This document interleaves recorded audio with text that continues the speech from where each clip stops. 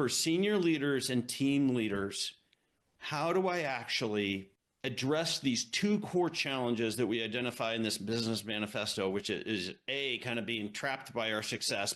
That's the innovator's dilemma. And B, kind of suffering from accepting mediocrity, but leveraging AI to help you do that better. And how do I incorporate AI into everything that I do within an organization? That's what being an AI first company is about. And I think it's both kind of small tactics that you take, but it's also about re-envisioning and leveraging AI. And so I think it's a combination of kind of business strategy, leadership, but leveraging these very real and dynamic, fast changing capabilities that generative AI and other technologies bring to us, because it truly is. It's like a new internet.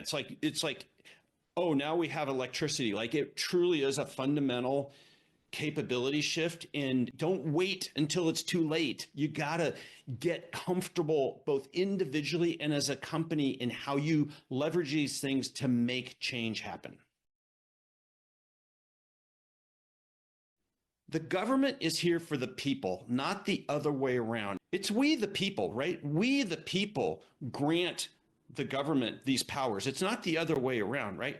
And that's why it's an important call to action to me of like, if our plan is to wait for the government to address and fix the situation, I think we're in a pretty, I'm not optimistic about that. That's why I think especially small, mid-sized, large companies, they need to see it as part of the mission of like, our company needs to play a role in how America is more competitive and more innovative, because that's how we keep our great democracy going. And so don't wait for the government to fix it. That's never a great idea. I think that, I'm optimistic that they're going to start tackling some of this, but you can't, that's not the whole playbook. The playbook is our businesses need to play a role in this. And I'm always like, one of the phrases I'm fond of is that complaining is not a strategy, right? And so what do we do with these observations today in our business, in our team, in my life?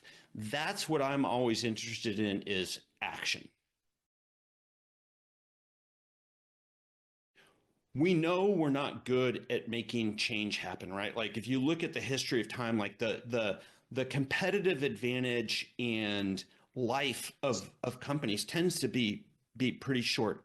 And if you think the past 25, 30 years of digital transformation and digital disruption has been something, the next 25 is going to make that pale in comparison, right? Like, we are heading to an era, and it's not just because of technology. I outlined kind of three mega forces with kind of a fuse tying them together. And the three mega forces are: A is disruptive technology, which is by itself a highly disruptive factor. But the second one is just as disruptive, which is the aging of our population, and the ability to attract, retain, and get better leverage out of our skills and out of our people is going to be a core competitive advantage.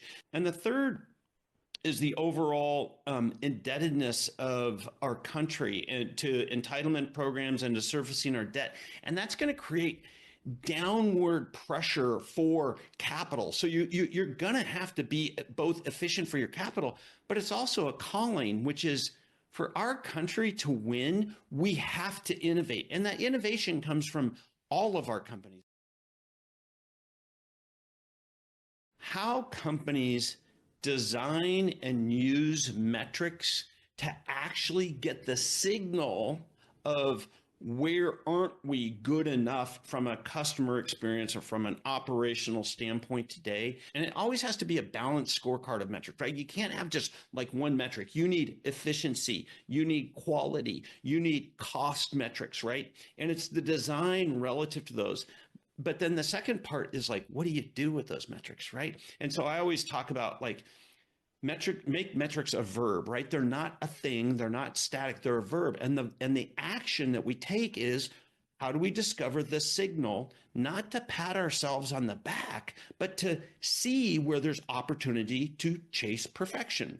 And that was, I think, the design of kind of the metrics meetings, and the tone and the tempo and the purpose of those meetings is an absolute game changer for teams and companies that can turn metrics into the fuel that improve the business for today, but how do you actually innovate and transform? I think everybody starts with the wrong place when they think about getting the right people in the organization, helping them be successful, because everybody thinks it's about like the person. And I disagree. I think it's about a thoughtful design of the organization and what the job is that needs to be needed. And so many companies haven't really thought through, for this role, for this team, for this core capability of our company, what's the job that's needed now and going forward? How would we define it? What do we think kind of the consistent goals are going to be? What's the decision-making criteria and scope of this? What are the key metrics that we imagine this role having? And what do we think the non-obvious skills and background and attributes that would help somebody be successful?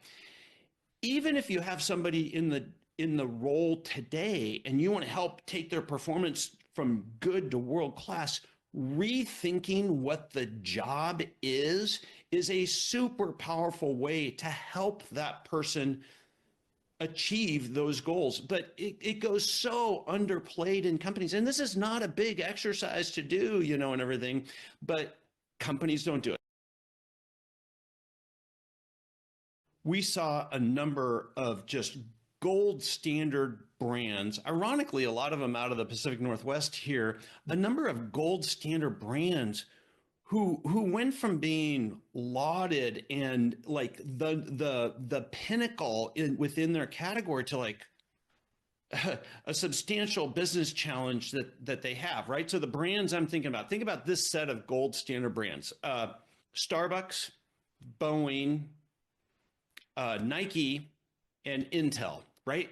Like very different sectors, all of them a different sort of situation, but they clearly have suffered from a combination of what I think are kind of two factors. One is they get kind of trapped within their own business model, and they're just incrementalizing themselves to the next thing. So that's kind of the innovator's dilemma. And the other is a cultural thing of like what their expectations are in the business between themselves. And that's kind of a culture of mediocrity that hasn't become just accepted. It's actually become the standard within a number of kind of healthy companies. If you enjoy this podcast, please make sure to subscribe. And to stay updated on everything that the Action Catalyst is up to, make sure to follow us on Facebook and Instagram at Action Catalyst Podcast, and on Twitter at Catalyst_Action.